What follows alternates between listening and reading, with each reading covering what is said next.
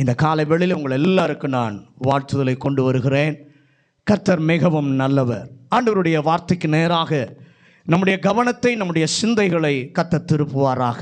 வாசிக்கலாம் 2 ராஜாக்கள் 6வது அதிகாரம் 16வது வசனம். 2 ராஜாக்கள் 6வது அதிகாரம் 16வது வசனம். அதற்கு அவன் பயப்படாதே, அவர்களோடு இருக்கிறவர்களை பார்க்கிலும் நம்மோடு இருக்கிறவர்கள் அதிகம். அந்த வேத பகுதியிலே பார்க்கிறோம், அவர்களோடு இருப்பவர்களை பார்க்கிலும் நம்மோடு இருக்கிறவர்கள் அதிகம். ஆண்டவருடைய பிள்ளைகளுக்கும் ஆண்டவரை அறியாதிருக்கிற பிள்ளைகளுக்கும் உள்ள வித்தியாசத்தை நிரூபிக்கும் தேவன். கடந்த வாரத்தில் நாம் பார்த்தோம், முதலாவது ஆண்டவர் எதை நிரூபிக்கிறார் என்று சொன்னால், நம்மோடு கூட இருப்பதை கர்த்தர் நிரூபிக்கிறார். 2வது நமக்குள் இருப்பதை கர்த்தர் நிரூபிக்கிறார். 3வது நம்முடையதை நிரூபிக்கிறார். நம்முடைய தேவனை போல ஒருவரும் இல்லை, நிகரற்றவர் அவர்தான் என்பதை ஆண்டவர் காண்பிக்கிறார். அந்த பகுதியில் பார்க்கிறோம், அவர்களோடு இருப்பவர்களை பார்க்கிலும் நம்மோடு இருப்பவர்கள் அதிகம். அந்த பகுதியை பார்க்கும்போது கர்த்தர் தன்னுடைய பிள்ளைக்காக பயன்பட கொடுப்பதற்கும் சத்துருவானவன் தன் பிள்ளைக்காக பயன்பட கொடுப்பதற்கும் வித்தியாசம் உண்டு. பக்கத்தில் பார்த்து சொல்லுங்க, ஆண்டவர் தம்முடைய பிள்ளைக்கு பயன்படுவதற்கு கொடுப்பதற்கும் சத்துரு தன்னுடைய ஆட்களுக்கு பயன்பட கொடுப்பதற்கும் வித்தியாசம் உண்டு. அளவில் மட்டுமல்ல, நன்மையில் மட்டுமல்ல, தோற்றத்தில் மட்டுமல்ல, விரோதி ஒரு எண்ணிக்கையிலும் தரத்திலும் மட்டுமல்ல வித்தியாசம். கர்த்தர் கொடுக்கிற அதாவது கர்த்தருடைய பிள்ளைக்கு கொடுக்க இருக்கிற வித்தியாசத்தை ஆண்டவர் இந்த மாதத்தில் நம்மை பார்க்க செய்வாராக. வேதத்தில் பார்க்கும்போது இந்த திருமணத்தில் முதலாவது பரிமாறினார்கள். மனிதர் தயாரித்த திராட்சை ரசத்தை என்ன பண்ணினார்கள்? பரிமாறினார்கள். ஆனால் அதுவும் திராட்சை ரசம்தான். 2வது ஆண்டவர் இயேசு அற்புதம் செய்து ரசத்தை பரிமாற செய்தார். அதுவும் திராட்சை ரசம்தான். பக்கத்தில் பார்த்து சொல்லுங்க, மனிதர் முதலாவது கொடுத்ததும் திராட்சை ரசம்தான். 2வது ஆண்டவர் அற்புதம் செய்து கொடுத்ததும் திராட்சை ரசம்தான். ஆனால் வித்தியாசம் என்ன அப்படின்னா, எந்த மனுஷனும் கொடுக்காததை இயேசு கொடுத்தார். ஆமென். எந்த மனிதனும் கொடுக்காத கிருபையை ஆண்டவர் கொடுக்கிறவராய் இருக்கிறார். ஆண்டவர் நம்முடைய வாழ்க்கையில தரும் காரியங்களிலே இருக்கிறதான வித்தியாசத்தை உலகம் காணவும் என் கர்த்தர் செய்வாராக. வாசிக்கலாம் 2 ராஜாக்கள் 6வது அதிகாரம் 15வது வசனம். 2 ராஜாக்கள் 6வது அதிகாரம் 15வது வசனம். தேவனுடைய மனுஷனின் வேலைக்காரன் அதிகாலமே எழுந்து வெளியே புறப்படுகையில் இதோ ராணுவமும் குதிரைகளும் ரதங்களும் பட்டணத்தை சுற்றி கொண்டிருந்தது கொண்டிருக்க கண்டான்.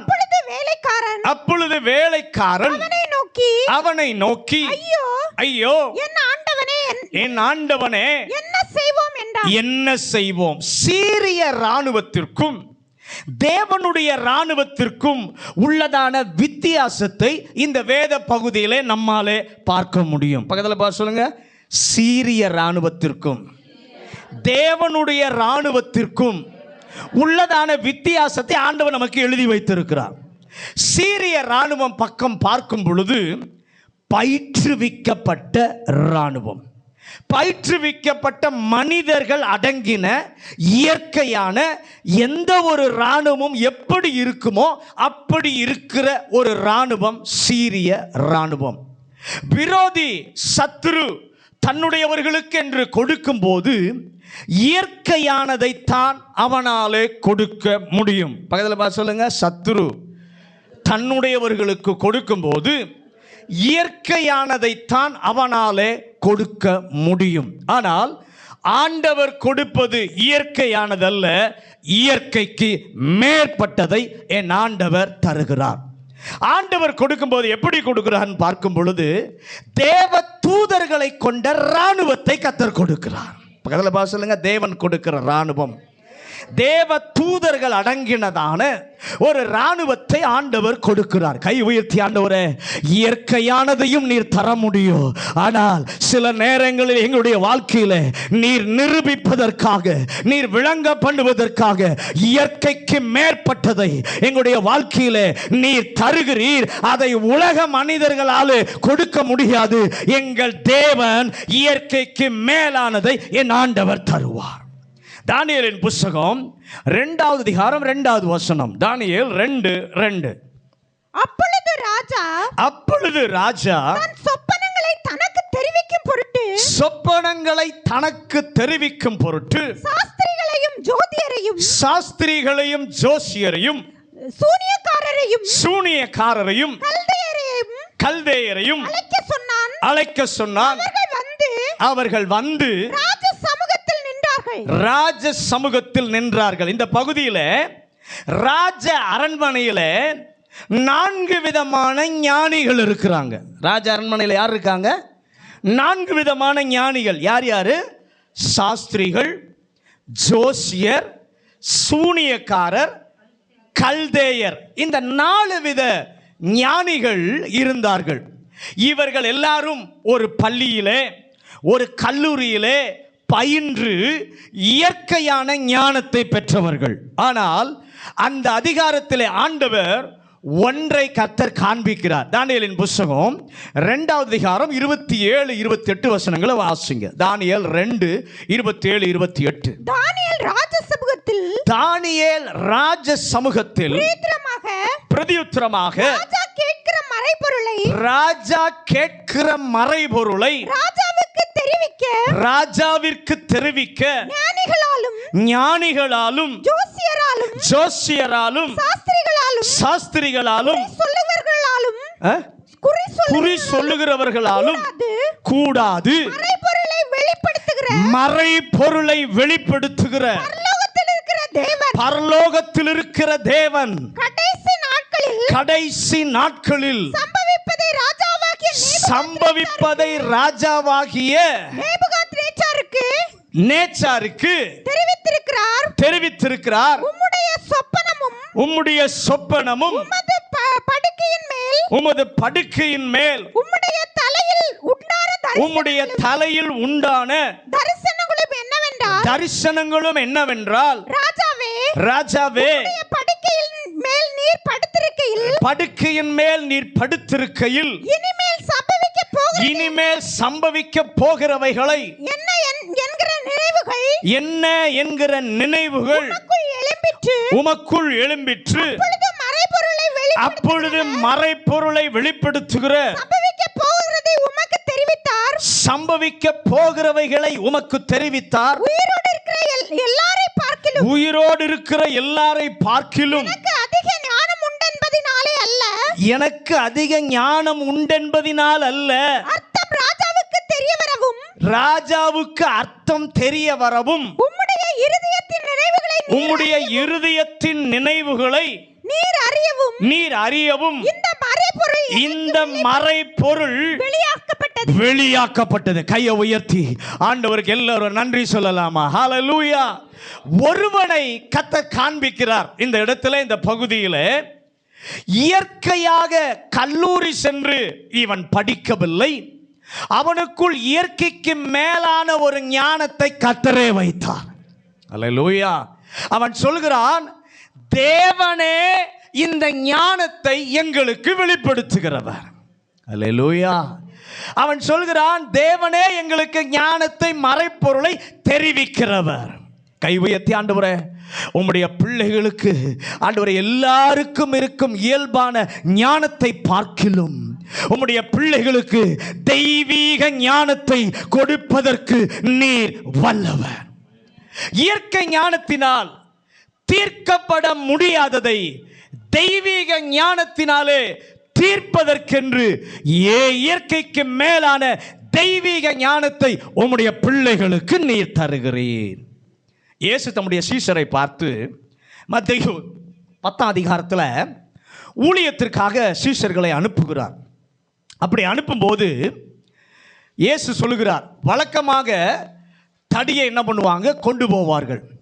பண செலவுக்காக பணப்பையை கொண்டு போவார்கள்.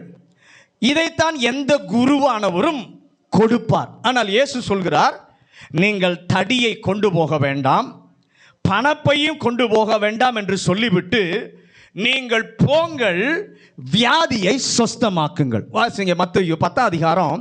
வாசிக்க வேண்டாம், நேரம் ஆயிடுச்சு. 10ஆம் அதிகாரம் 7லிருந்து 10 வசனம். சரி, வாசித்துருங்களா, வேகமாக வாசிங்க. மத்தேயு 10ஆம் அதிகாரம் 7 முதல் 10 வசனங்கள்.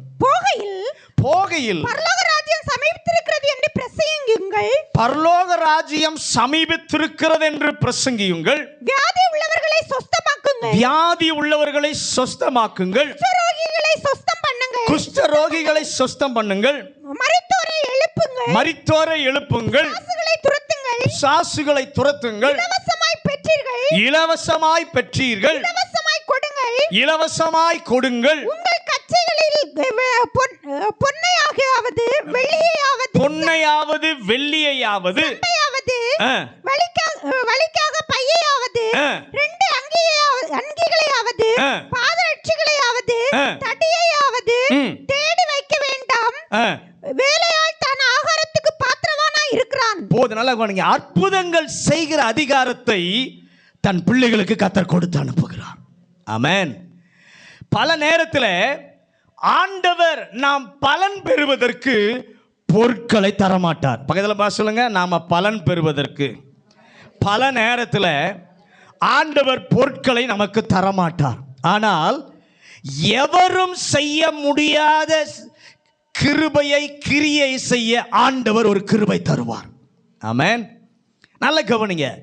ஆண்டவர் தரும் ப்ரொவிஷன் இயற்கைக்கு மேலானது. நீர் எனக்கு தந்தவைகள் இயற்கைக்கு மேற்பட்டவைகள் என்று நிரூபிக்கும் சூழ்நிலையை என்னுடைய வாழ்க்கையில கர்த்தர் ஏற்படுத்துவீராக. லூக்கா 24ஆவது அதிகாரம் 49ஆவது வசனம். லூக்கா 24:49. என் பிதா வாக்குத்தத்தம் பண்ணினதை என் பிதா வாக்குத்தத்தம் பண்ணினதை இதோ நான் உங்களுக்கு அனுப்புகிறேன். இதோ நான் உங்களுக்குள் அனுப்புகிறேன். நீங்களோ உன்னதத்திலிருந்து வரும் பலத்தினால் தரிப்பிக்கப்படும் வரைக்கும் எருசலேம் நகரத்தில் இருங்கள் என்ற. நல்ல கவனிங்க.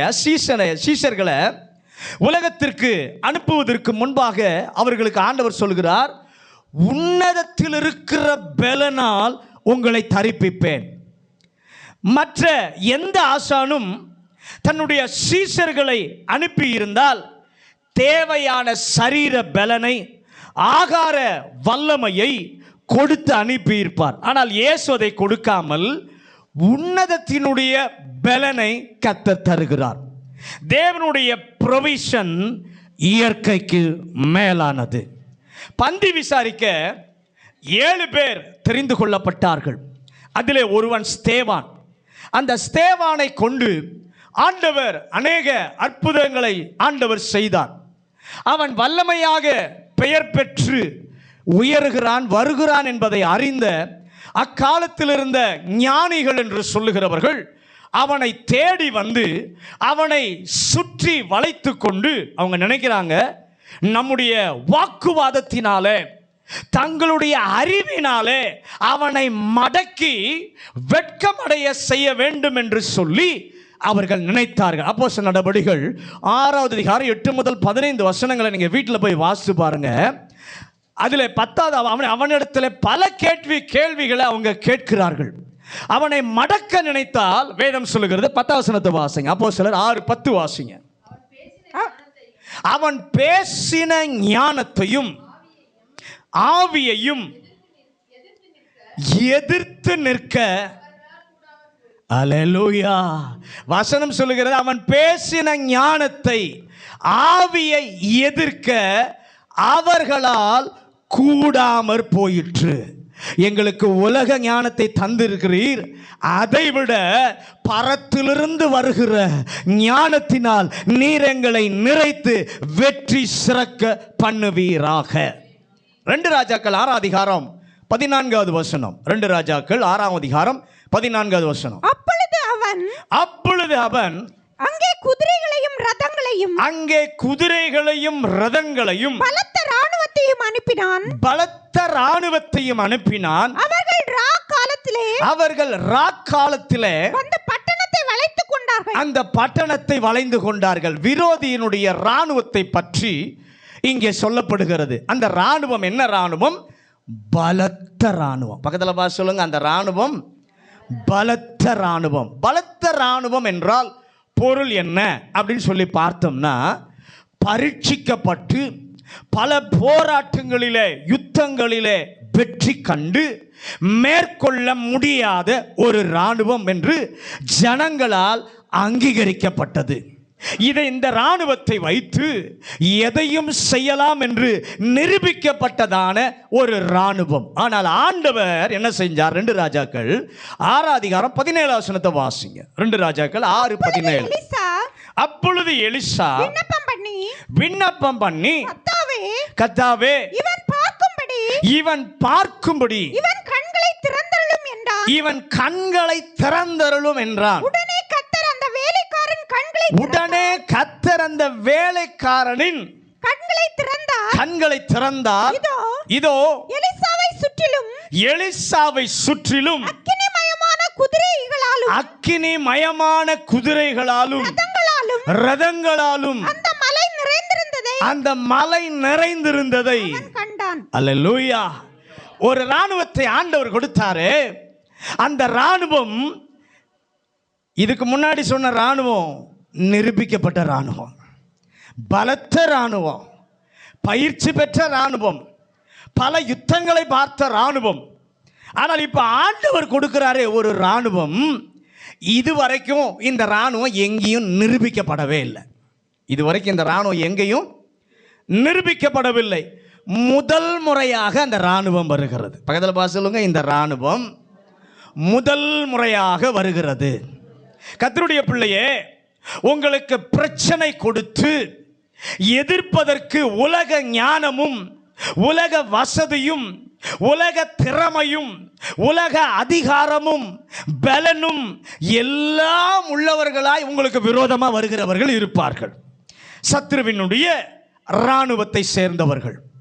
ஆனால் தேவன் கொடுப்பது ஒன்றும் தெரியாத, ஒரு முறையும் பயிற்சி பெறாத, இதை போன்ற ஒரு சூழ்நிலையை ஒரு காலமும் சந்தித்து பழக்கம் இல்லாத, ஒரு முறையும் பரீட்சிக்கப்படாமல் ஒரு சோதனையும் சந்தித்திராததற்கு இருக்கும் புத்தம் புதிய நபரை கர்த்தர் கொண்டு வந்து நிரூபிப்பார். ஆமென் சொல்லுங்களேன். பக்கத்தில் பார்த்து சொல்லுங்க, சத்துரு கொண்டு வர இராணுவம் நிரூபிக்கப்பட்ட இராணுவமாக இருக்கும். ஆனால் ஆண்டவர் உங்களுக்காக கொண்டு வருகிற இராணுவம் இதுவரைக்கும் நிரூபிக்கப்படாத இராணுவம், எந்த பயிற்சி பெறாத இராணுவம், பரீட்சிக்கப்படாத இராணுவம். அந்த நபரை கொண்டு வந்து தான் கர்த்தர் நிரூபித்து காட்டுவார். அல்லேலூயா, அல்லேலூயா. நிரூபிக்கப்படாததை பார்க்கிலும், அதாவது இப்படி சொல்லுகிறேன், நிரூபிக்கப்பட்டதை பார்க்கிலும் ஒரு முறையும் நிரூபிக்கப்படாத என்னுடைய பிள்ளை ஜெயம் கொள்ளும், என்னுடைய பிள்ளை மேற்கொள்ளும் என்பதை என் ஆண்டவர் நிரூபிக்க விரும்புகிறார். அந்த இராணுவத்தை பாருங்க.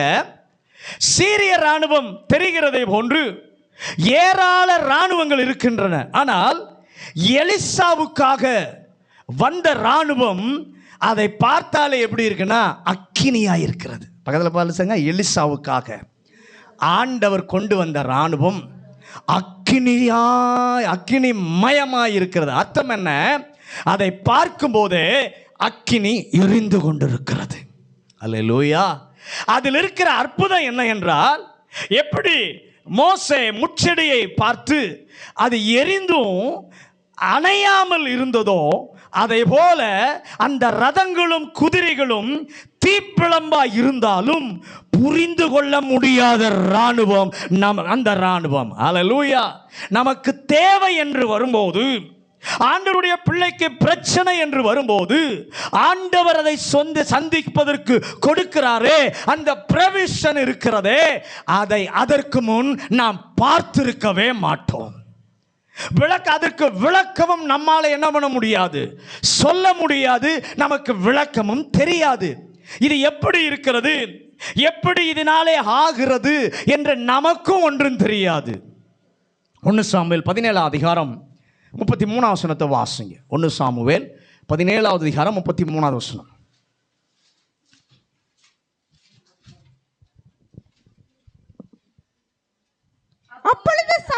அப்பொழுது சவுல் தாவீதை நோக்கி நீ இந்த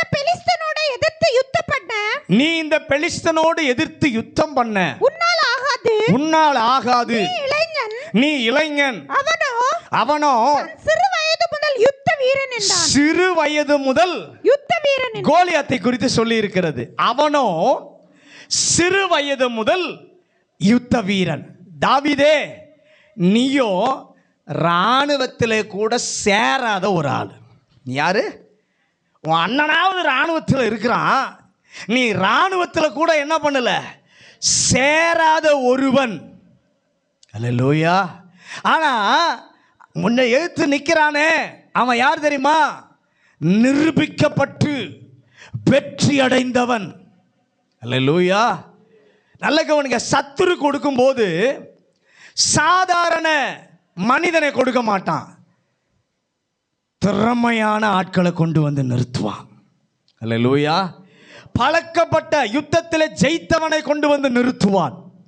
ஆனால் ஆண்டவர் கொடுக்கும்போது யார் தெரியுமா கொடுப்பாரு? நலிவடைந்த நபரை கர்த்தர் வைத்து வெற்றி கொடுக்கிற தேவன். நிரூபிக்கப்பட்ட மந்திரவாதிகள் எல்லாம் பார்வோனினுடைய பக்கத்தில் இருக்கிறார்கள். அவர்கள் எத்தனையோ மந்திரம் செய்திருக்கிறார்கள். தைரியமாக பார்வோன் அவர்களை அழைத்து மோசேக்கு விரோதமாக சவால் விடுகிற அளவுக்கு நிரூபிக்கப்பட்டவர்கள். ஆனால் அவர்கள் முன்னே 2 பேர் தான் நிற்கிறான். அவங்க முன்னாட நிரூபிக்கப்பட்ட மந்திரவாதிகள் முன்பு எத்தனை பேர் நிற்கிறான்? 2 பேர் தான். முன்பின் தெரியாத 2 நபர். அல்லேலூயா. அத்தனை மந்திரவாதிகளுடைய வல்லமையை ஜெயித்து தோற்கடித்து ஆண்டவர் இந்த 2 பேரை வெற்றி சிறக்க பண்ணினார். 2 நாளாகமம் 32 அதிகாரம் 17 வசனம். 2 நாளாகமம் 32 அதிகாரம் 17 வசனம். தேசங்களுடைய ஜாதிகளின் தேவர்கள் அந்த ஜனங்களை கைக்கு இருந்தது போல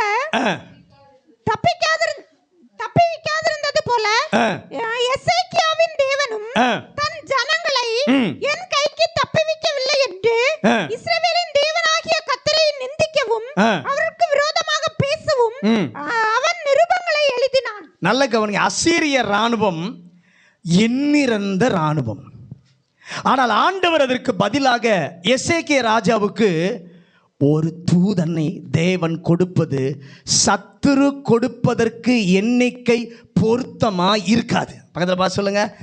ஆண்டவர் கொடுப்பது சத்துருவினுடைய எண்ணிக்கைக்கு பொருத்தமா இருக்காது, ஆனா ஜெயம் சிறக்க பண்ணுவார். அல்லேலூயா, ஹல்லேலூயா. ஆனா பொருத்தமே இல்லாம ஆண்டவர் கொடுத்தாலும் ஒன்று நிச்சயம், வெற்றி கர்த்தருடைய பிள்ளைக்கு என்பது மட்டும் நிச்சயம். அல்லேலூயா. கர்த்தர் கொடுத்தது அனைத்தையும் தீர்த்து வெற்றி அடைய செய்ய வல்லமை உள்ளவராய் இருக்கும்போது, யோசுவாவின் புத்தகம் 24 அதிகாரம் 16 வசனம். யோசுவா 24:16. அப்பொழுது ஜனங்கள் பிரதியுத்தரமாக வேறே தேவர்களை சேவிக்கும்படி கர்த்தரை விட்டு விலகுகிற காரியம் எங்களுக்கு தூரமாய் இருப்பதாக. நல்ல கவனிங்க. இஸ்ரவேலை சுற்றி எமோரியர் வந்து விட்டார்கள். அந்த நேரத்தில் கர்த்தர் அனுப்பின ஒரு சேனை. என்ன சேனை அனுப்பினாரு? குளவிகளை கர்த்தர் அனுப்பினார். கர்த்தர் அனுப்பின சேனை என்ன? குளவி. பக்கத்தில் பா சொல்லுங்க. குளவி. யோசுவா 24:16 நினைக்கிறேன். நான் மாற்றி சொல்லிட்டேன்னு நினைக்கிறேன். அதில் 24:16 நினைக்கிறேன். அந்த குளவி இருக்கிற வசனம். சரி, அதை ஏதோ சரி, பரவாயில்ல, விடுங்க. குளவிகளை யாரும் பயிற்சி கொடுத்து அனுப்ப முடியாது. பக்கத்தில் பார்த்து சொல்லுங்க. குளவிகளை யாரும் பயிற்சி கொடுத்து அனுப்ப முடியாது. ஆனால் 12 வசனமா வாசிங்க. 24:12. எமோரியரின் 2 ராஜாக்களையும் பட்டயத்தாலும் உங்கள் வில்லாலும் நீங்கள் துரத்தவில்லை. நான் உங்களுக்கு முன்பாக குளவிகளை அனுப்பினேன். அவைகள் அவர்களை உங்கள் முன்னின்று. நல்ல கவனிங்க. குளவிக்கு யாரும் பயிற்சி கொடுத்து அனுப்ப முடியாது. ஆனால் உண்டாக்கினவராலே பயிற்சி கொடுத்து அனுப்ப முடியும். பக்கத்தில் பார்த்து சொல்லுங்க. குளவிகளுக்கு எவ்வளோ பெரிய ஞானியாக இருந்தாலும் பயிற்சி கொடுத்து அனுப்ப முடியாது. ஆனால் உண்டாக்கினாரே ஒருவர், அவர் குளவிக்கு பயிற்சி கொடுத்து அவராலே அனுப்ப முடியும். அல்ல முடியா விவரிக்க முடியாத நிலையில் எங்க ஆண்டவரே தேவைகளை சந்திக்க எங்களுக்கு நீர் தருகிறீர். 2 ராஜாக்கள் 6:15 வாசிங்க. 2 ராஜாக்கள். தேவனுடைய மனுஷனின் வேலைக்காரன் அதிகாலமே எழுந்து வெளியே புறப்படுகையில் இதோ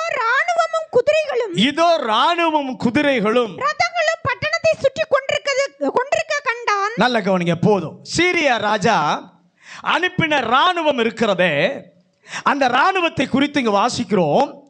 அவைகள் எலிசா இருந்ததான பட்டணத்தை சுற்றி கொண்டது. எலிசா இருந்த அந்த சுற்று வட்டாரங்களை அது சுற்றி கொண்டது. ஆனால் 17 வசனத்தை வாசிங்க. 2 ராஜாக்கள் 6:17. அப்பொழுது எலிசா விண்ணப்பம் பண்ணி கர்த்தாவே இவன் பார்க்கும்படி இவன் கண்களை நல்ல கவனிங்க. தேவன் அனுப்பினாரே ஒரு ராணுவம். அந்த ராணுவம் என்ன செய்தது? எலிசாவை சுற்றி கொண்டது. முந்தின ராணுவம், சீரிய ராணுவம் என்ன பண்ணுச்சு? எலிசாவை சுற்றி அந்த பட்டணத்தை சுற்றி இருக்கு. ஆனால் ஆண்டவர் அனுப்பின ராணுவம் எலிசாவை சுற்றி கொண்டது. அல்லேலூயா. 2க்கு என்ன வித்தியாசம் அப்படின்னு கேட்கலாம். என்ன பாச 2க்கு வித்தியாசம்? அந்த ராணுவம் சுற்றி வந்து நின்று இருக்கு. எலிசாவை சுற்றி கர்த்தர் அனுப்பின ராணுவம் இருக்க. 2க்கு வித்தியாசம் என்ன அப்படின்னு சொல்லி பார்த்தோம் என்று சொன்னால், எவ்வளவு கோடிக்கணக்கானவர்கள் பட்டணத்தை சுற்றி இருந்தாலும் அவர்களை சுற்றி தேவ ராணுவம் இருக்கும் என்றால் எதுவும் அவர்களை தொட முடியாது, எதுவும் அவர்களை அணுக முடியாது. அல்லேலூயா. கோடிக்கணக்கான பேர் எதிரி ராணுவத்தை நிறுத்தி இருக்கலாம், கோடிக்கணக்கான மக்களாகவும் இருக்கலாம். ஆனால் எலிசாவை சுற்றி ஒரு ராணுவத்தை கர்த்தர் வச்சிருக்கிறாரே, நீ கோடிக்கணக்கான பேரா இருந்தாலும் இந்த ராணுவத்தை மேற்கொண்டு வந்து தேவனுடைய பிள்ளையை உண்டால தொட முடியாது. அல்லேலூயா. ஆண்டவர் சொல்ல விரும்புவது என்ன? சத்துருவை விட உனக்கு நான் சமீபமாய் இருக்கிறேன். பக்கத்தில் பார்த்து சொல்லுங்க. சத்துருவை விட ஆண்டவர் நமக்கு சமீபமாய் இருக்கிறார். ஒருவேளை செங்கடல்கள், மலைகள், ராணுவம் இஸ்ரவேலர் எதிரியாலே சுற்றி முற்றுகை போடப்பட்ட ஒரு சூழ்நிலையாக இருந்தாலும் என் ஆண்டவர் செய்தது. யாத்திராகமத்தின் புஸ்தகம் 14வது அதிகாரம் 19-20 வசனங்கள். யாத்திராகமம் 14வது அதிகாரம் 19-20 வசனங்கள். அப்பொழுது இஸ்ரவேலின் சேனைக்கு முன்பாக நடந்த தேவதூதனானவர் விலகி அவர்களுக்கு பின்னாக நடந்தார். அவர்களுக்கு முன்னிருந்த மேகஸ்தம்பமும் விலகி அவர்கள் பின்னே நின்றது. அல்லேலூயா. முன்னால் போன மேகத்தை பின்னால் கொண்டு வந்து வச்சார். பக்கத்தில் பார்த்து சொல்லுங்க. முன்னால் போன மேகத்தை பின்னால கொண்டு வந்து வைத்தார். முழுதும் வேகமாக எதிரியினுடைய சேனை ரதத்தை ஓட்டினாலும் இஸ்ரவேலரை நெருங்கவே முடியல. ஆமென். குகை நிறைய சிங்கங்களை போட்டு அதிலே தானியேல் என்கிற ஒருவனை போட்டு கல்லை வைத்து மூடி விடலாம் என்று சொல்லி நினைத்து எல்லாம் ஆயத்தமாயிருந்தது. ஆனால் தானியேல் சொல்லுகிறான், நான் வணங்குகிற தேவன், நான் சேவிக்கிற தேவன் தம்முடைய தூதனை அனுப்பி அந்த சிங்க கெபிக்கு நான் வருவதற்கு உள்ளாகவே சிங்கங்களுடைய வாயை என் ஆண்டவர் கட்டி போட்டு விட்டார். அல்லேலூயா. எதிரி நினைச்சான், விரோதி நிறைய சிங்கத்தை உள்ள விட்டு இந்த ஒரு தானியேலை தூக்கி உள்ள போட்டுட்டா இவனுடைய சாப்டர் முடிஞ்சிடும்.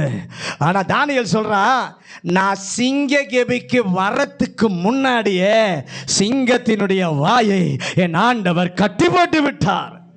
ஹல்லேலூயா, ஹல்லேலூயா. ஒரு தூதனை அனுப்பி சிங்கத்தின் வாயை கட்ட என் இயேசுவுக்கு லேசான காரியம். ஹல்லேலூயா. நல்ல கவனிங்க, தானியேல் சொல்வது கர்த்தருடைய ப்ரொவிஷன் என்னுடைய அருகில் இருந்தது. சத்ருவின் சவாலை விட அதை தீர்ப்பதற்கென்று தேவன் வைத்திருக்கிற பரிகாரம் மிக அருகிலே எனக்கு இருந்தது. அல்லேலூயா.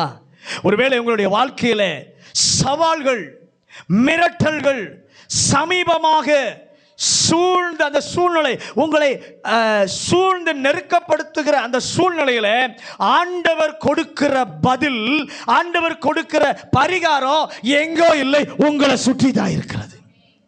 அல்லேலூயா. எத்தனை பேர் அதை விசுவாசிக்கிறீங்க?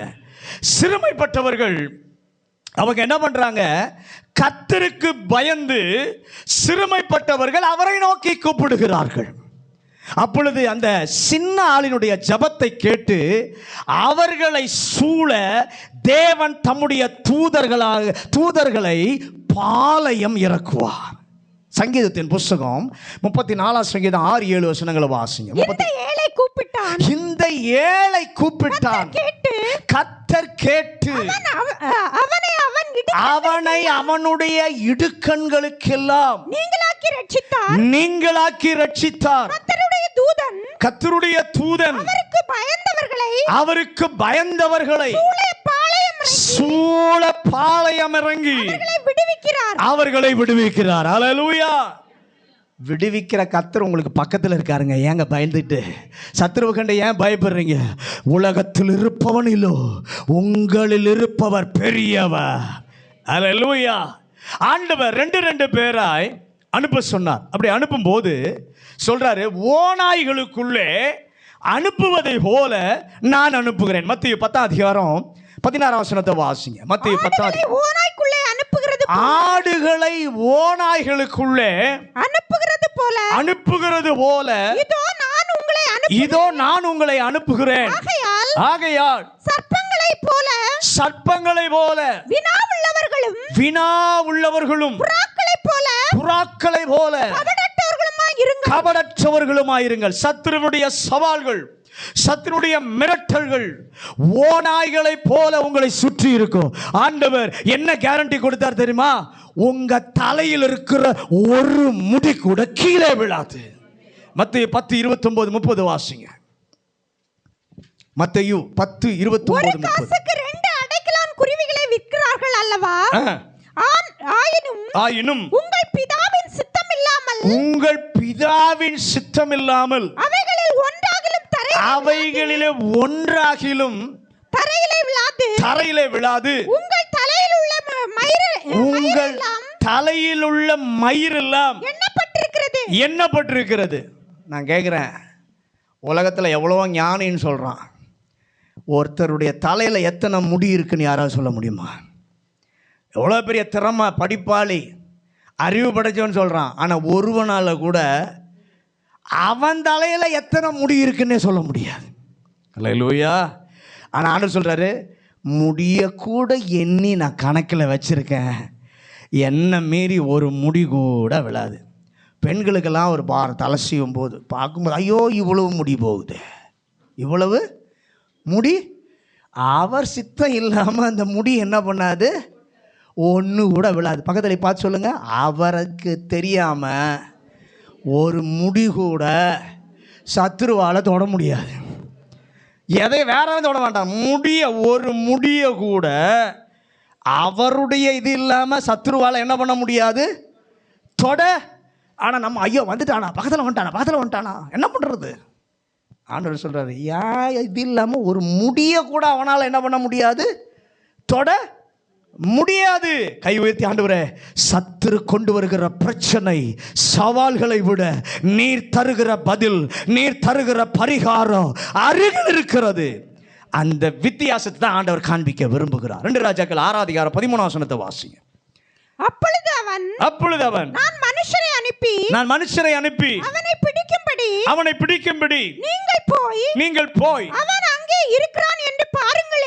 அங்கே இருக்கிறான் என்று பாருங்கள். அவன் தோத்தானில் இருக்கிறான் என்று அவனுக்கு அறிவிக்கப்பட்டது. நல்ல கவனிங்க, சீரிய ராணுவம், எதிரியின் ராணுவம் யாரால் அனுப்பப்பட்டதுன்னா ஒரு ராஜாவினாலே அனுப்பப்பட்டது.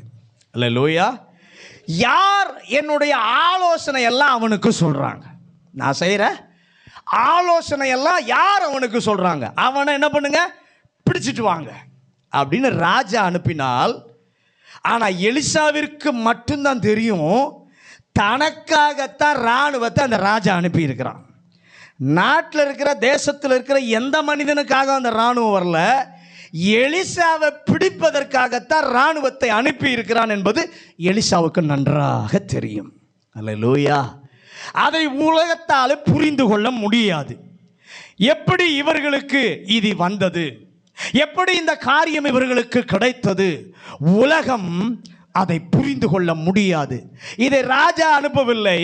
யாருக்கு? எலிசாவுக்கு அனுப்பினாரே, அது ராஜா அனுப்பல, இராணுவம் அல்ல, ராஜாதி ராஜா அவனுக்காக அனுப்பின இராணுவம். பக்கத்தில் பாசுலுங்க, இவனை பிடிக்க உலக ராஜா இராணுவத்தை அனுப்பலாம், ஆனால் எலிசாவுக்கு ராஜாதி ராஜாவே அவருடைய இராணுவத்தை அனுப்புவார். ஹல்லேலூயா, ஹல்லேலூயா. சீரிய இராணுவம் வரும்போது ஆண்டவர் தேவனுடைய பிள்ளையை தாக்குவதற்காக அனுப்பின அந்த பட்டயம் இருக்கிறதல்லவா, அது தரையில் தான் வர முடியும். ஆனால் கர்த்தருடைய பிள்ளைக்கென்று வருகிற இராணுவம் பரத்திலிருந்து வரும், உன்னதத்திலிருந்து வரும். கையை உயர்த்தி, சத்துரு கொண்டு வருகிற இராணுவம் தரையில தான் வரும். ஆனால் கர்த்தருடைய பிள்ளைக்காக கர்த்தர் அனுப்புகிற இராணுவம் உன்னதத்திலிருந்து, உயரத்திலிருந்து கர்த்தருடைய பிள்ளைக்காக அவர் அனுப்புகிறார். ஆண்டவர் அவனுக்கு ஒரு பிரவேசம் கொடுக்கிறார். பக்கத்தில் சொல்லுங்க, அவனுக்கு இருந்த பசி, அவனுக்கு இருந்த களைப்பு, வாழ்க்கையில் இருந்த விரக்தி, இவை அனைத்திற்கும் ஆண்டவர் அவனுக்கு ஒரு ப்ரொவிஷன் கொடுக்கிறார். ஆனால் அதை அவன் விரும்பவில்லை, அதை அவன் விரும்பவில்லை. விரும்பாதவனுக்கு கர்த்தர் கொடுக்கிறார். பத்தில் பார்த்து சொல்லுங்க, விரும்பாதவனுக்கு கர்த்தர் ப்ரொவிஷன் கொடுக்கிறார், கேட்காதவனுக்கு கொடுக்கிறார். ஏன் ஆண்டவர் கொடுக்கிறார்? தம்முடைய பிள்ளை என்கிற ஒரே காரணத்திற்காக நாம் விரும்பினாலும் நாம் விரும்பாவிட்டாலும் நம்முடைய சூழ்நிலைக்கு ஏற்ற பதிலை ஆண்டவர் தருவார். பக்கத்தில் பார்த்து சொல்லுங்க, அவருடைய பிள்ளை என்ற ஒரே காரணத்திற்காக விரும்பினாலும் விரும்பாவிட்டாலும் கர்த்தர் கொடுக்கிறார், பதிலை கொடுக்கிறார். ஒரு காரியத்தை ஆண்டவர் ப்ரொவைட் பண்ணுகிறார், நிச்சயமாய் கர்த்தர் கொடுப்பார். ஆனால் அதை எப்படி பார்க்க முடியும்? தூங்கின அவன் எழும்பின போது எந்த பிரயாசப்பட்டும் பார்க்கல, கண்களை விழித்து பார்க்கிறான், முன்னாடி உணவை பார்க்கிறான். கண்ணை விழித்து பார்க்கும்போது எதை பார்க்கிறான்? முன்பாக இருக்கிற உணவை பார்க்கிறான். சில நேரத்தில் ஆண்டவர் நமக்கு தந்திருக்கிற பதிலை இயற்கையாகவே தானாகவே நம்முடைய கண்களிலே பட கர்த்தர் செய்வார். பக்கத்தில் பார்த்து சொல்லுங்க, சில நேரத்தில் இயற்கையாகவே ஆண்டவர் தருகிற பதிலை, பரிகாரத்தை நம்முடைய கண்ணிலே கர்த்தர் பட வைப்பார். நாம் எதிர்பார்த்திருக்கவே மாட்டோம். அந்த சூழ்நிலைகளை எதிர்பார்க்காத அந்த சூழ்நிலைகளை நாம் நினைத்திராததை ஆண்டவர் செய்வார். ஏன் இப்படி கூட சொல்றேன்? அந்த காரியத்துக்காக நாம ஜெபித்திருக்க கூட மாட்டோம், அந்த காரியத்துக்காக ஜெபித்திருக்க கூட மாட்டோம். ஆனால் நம்முடைய வாழ்வில் வந்து சேர கர்த்தர் உதவி செய்வார். நம்புறவங்க விசுவாசத்தை கை உயர்த்தி ஆண்டவரை மகிமைப்படுத்துங்க. அவன் எழும்புகிறான். கண் விழித்த உடனே கண்ணில் முதலாவது படுகிறது. ஆண்டவர் அவனுக்கு கொடுத்தது இயற்கையாக கொடுத்த ஒரு உணவு. பக்கத்தில் பார்த்து சொல்லுங்க, ஆண்டவர் அவனுக்கு கொடுத்தது இயற்கையாக கொடுத்த உணவு. நிச்சயமா தேவன் பரலோகத்திலிருந்து அதை கொண்டு வரல. பக்கத்தில் பார்த்து சொல்லுங்க, நிச்சயமா அந்த உணவை தேவதூதன் பரலோகத்திலிருந்து கொண்டு வரல. ஏன்னா பரலோகத்தில் பேக்கரி இல்லை. பக்கத்தில் பார்த்துங்க, பரலோகத்தில் பேக்கரி இல்லை. அப்போ பூலோகத்தில் இருந்து தான் தூதன் என்ன பண்ணியிருப்பான், ஆகாரத்தை கொண்டு வந்திருப்பான். பூமியிலிருந்து தான் வந்தது இயற்கையான ஆகாரம். அந்த இயல்பான ஆகாரம் எங்கே இருந்து வந்தது என்று தெரியாது, ஆனால் இயற்கைக்கு அப்பாற்பட்டது.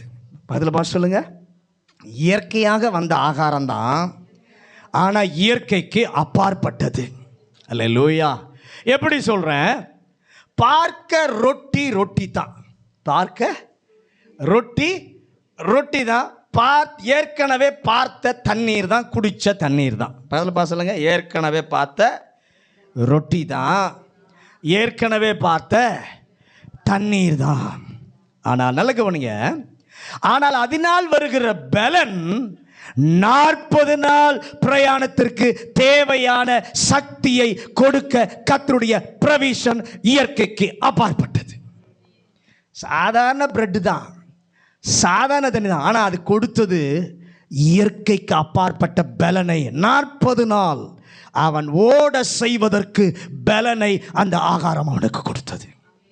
ஹல்லேலூயா, ஹல்லேலூயா. இல்லையாவே, நீ கேட்காமலேயே உன்னுடைய தேவைக்கு என் ஆண்டவர் ஒரு பதிலை வைத்திருப்பார் என்றால் உனக்கு மட்டும் இல்லை எலியாவே.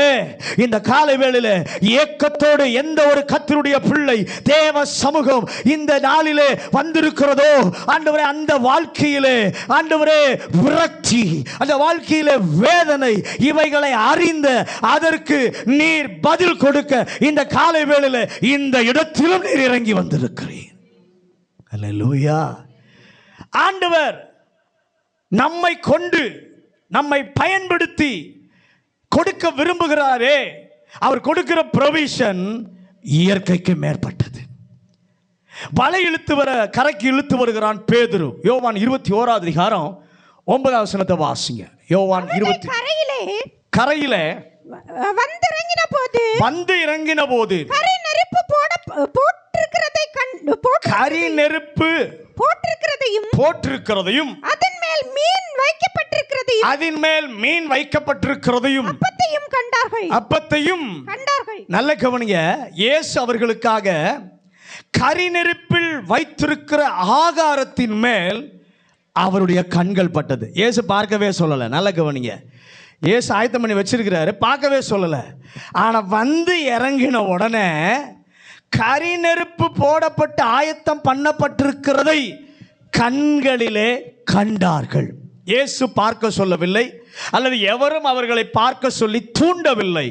தேவ பிள்ளையே, ஆலயத்தில் இருக்கிறீங்க, நான் விசுவாசிக்கிறேன் இந்த வாரத்தில் உங்கள் சவாலுக்கு, உங்கள் பிரச்சனைக்கு தேவையான பதிலை நீங்கள் அன்றாட காரியங்களை செய்து கொண்டிருக்கும் போதே தேவனுடைய வல்லமையான பதிலை, தேவனுடைய பரிகாரத்தை உங்கள் கண்கள் பார்க்க என் கர்த்தர் செய்வார். விசுவாசின் கையை உயர்த்தி, ஆண்டவரே, நாங்கள் எங்கள் வேலைகளை செய்து கொண்டு இருக்கும் போது, எங்கள் சூழ்நிலையில் இருக்கும் போது நீ கொண்டு வந்து வைத்திருக்கிற பதிலை, பரிகாரத்தை இந்த வாரத்தில் எங்கள் கண்கள் பார்ப்பதாக. அந்த ஆகாரத்தை குறித்து வாசித்த போது எனக்கு ஒன்று புரியவே இல்லை. நல்ல கவனிங்க, மீன் இருந்தது, அது நல்லா புரியும் நமக்கு. மீன் இருந்தது புரியும், ஏன்னா ஆண்டவர் கடலுக்கு பக்கத்தில் தான் இருக்கிறார். கடல்ல இருந்து மீன் வந்திருக்க முடியும். ஒரு வார்த்தை சொல்லியிருந்தா மீன் என்ன பண்ணிடும், வந்துடும். ஆனால் அப்போ எங்கிருந்து வந்துச்சு? அப்போ ஆனால் அங்கே கடை இல்லை. இந்த அப்பத்தை வானத்திலிருந்து இறக்கவில்லை. ஏன்னா வானத்திலிருந்து வந்திருந்தா மண்ணா வந்திருக்கும். அப்போ என் ஆண்டவர் வரும்போதே கரத்தில் கொண்டு வந்திருக்கிறார். பக்கத்தில் பாசல ஆண்டவர் வரும்போதே கரங்களிலே கொண்டு வந்திருக்கிறார். ஏன் தெரியுமா அப்படி சொல்கிறேன்? இவர்களை சந்திக்க வரும்போதே என் ஆண்டவர் கரங்களிலே கொண்டு வந்திருப்பார். ஏன்னா பேதுருடைய சகாக்களே, உங்களுடைய சவாலுக்கு தேவையான பதிலை நீங்கள் அவரிடத்தில் கேட்கவில்லை. அவர் தர வேண்டும் என்று எதிர்பார்க்கவும் நீங்கள் இல்லை.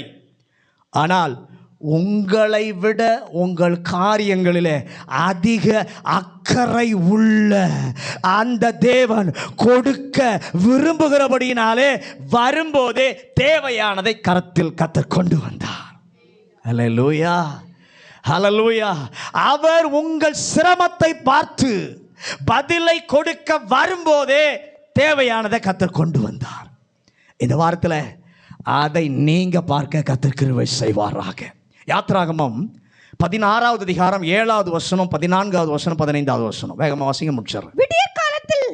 விடியற் காலத்தில் கர்த்தருடைய மகிமையையும் காண்பீர்கள். கர்த்தருடைய மகிமையும் காண்பீர்கள். கர்த்தருக்கு விரோதமான உங்கள் முறுமுறுப்புகளை அவர் கேட்டார். நீங்கள் எங்களுக்கு விரோதமாய் முறுமுறுக்கிறதற்கு நாங்கள் எம்மாத்திரம் என்றார்கள். போதும், நல்ல கவனிங்க. இங்கே போதும். விடியற் காலத்தில் கர்த்தருடைய மகிமையை பார்ப்பீர்கள். படுக்கையிலிருந்து எழும்பி சுற்றி பார்க்கிறார்கள். எங்கும் பனி இருந்தது. அந்த பனி உருகி போன முன்பு உருட்சியான பொருளை என்ன பண்ணுகிறார்கள்? காண்கிறார்கள். கர்த்தர் அவர்கள் கண்களை அதற்கு நேராக கொண்டு போகவில்லை. அவர்கள் பார்த்து கொண்டிருக்கும் போதே அவர்கள் கண்கள் பார்த்தது. அல்லேலூயா. எலியாவுக்கும் சீஷர்களுக்கும் எல்லா மனிதரும் சாப்பிடக்கூடிய அப்பத்தை ஆண்டவர் கொடுத்தார். ஆனால் இஸ்ரவேலருக்கோ தேவ தூதர்கள் சாப்பிடுகிற, இதற்கு முன்பு ஒருவரும் சாப்பிட்டதாக இல்லாத மன்னாவை அவர்கள் காணும்படி என் கர்த்தர் செய்தார். ஆண்டவரே, நீர் எங்களை சாதாரணமாக பார்க்க வைப்பீராக. அது இயற்கையானது. இயற்கைக்கு எது இயற்கையானது, எது இயற்கைக்கு மேற்பட்டது என்பதை எங்கள் கண்களை கர்த்தர் பார்க்க வைப்பீராக. எல்லாரும் முழங்காற்படிடுவோம். எல்லாரும் முழங்காற்படிட்டு ஆண்டவர் அவருடைய ஜனமாய் இருக்கிற நமக்கு ஒன்றை கர்த்தர் நிரூபிக்க விரும்புகிறார். சத்ருவோடு இருப்பதை பார்க்கிலும் உன்னோடு இருப்பது அதிகம். அதை குறித்து பயப்படாத. சத்துரு கொண்டு வருகிறதற்கும் ஆண்டவர் வைத்திருக்கிற பதிலுக்கும் பெரிய வித்தியாசத்தை ஆண்டவர் வச்சிருக்கிறார். சத்துரு பழக்குவிக்கப்பட்டதை, பயிற்றுவிக்கப்பட்டதை, நிரூபிக்கப்பட்டதை கொண்டு வருவான். ஆண்டவர் சொல்கிறாரு, நான் ஒன்றுக்குமே இது வரைக்கும் பயன்படாததை, பயிற்சி பெறாததை கொண்டு வச்சு தான்பா உன்னை வெற்றி பெற செய்வேன். அதன் மூலம்தான் உன்னோடு கூட இருக்கிறவர்கள் அதிகம் என்பதை நான் நிரூபிப்பேன். ஆண்டவர் கொடுக்கிறாரே அந்த காரியத்தை, ப்ரொவிஷன், ஆண்டவர் கொடுக்கிற ப்ரொவிஷன் வித்தியாசமானது. இங்கே ஆண்டவர் முதலாவது கொடுக்கும்போது அந்த வித்தியாசமானதில் முதல்ல இயற்கையாக பார்க்க, அவர் பார்க்க சொல்லலை, கண்களை திறந்த போதே பார்க்க வைக்கிறார்.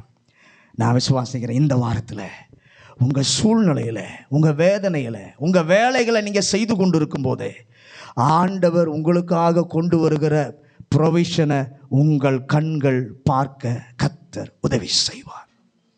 ஆண்டவர் பக்கத்தில் மாத்திரம் நீங்கள் நில்லுங்க. ஆண்டவர் பட்சத்தில் மாத்திரம் இருங்க.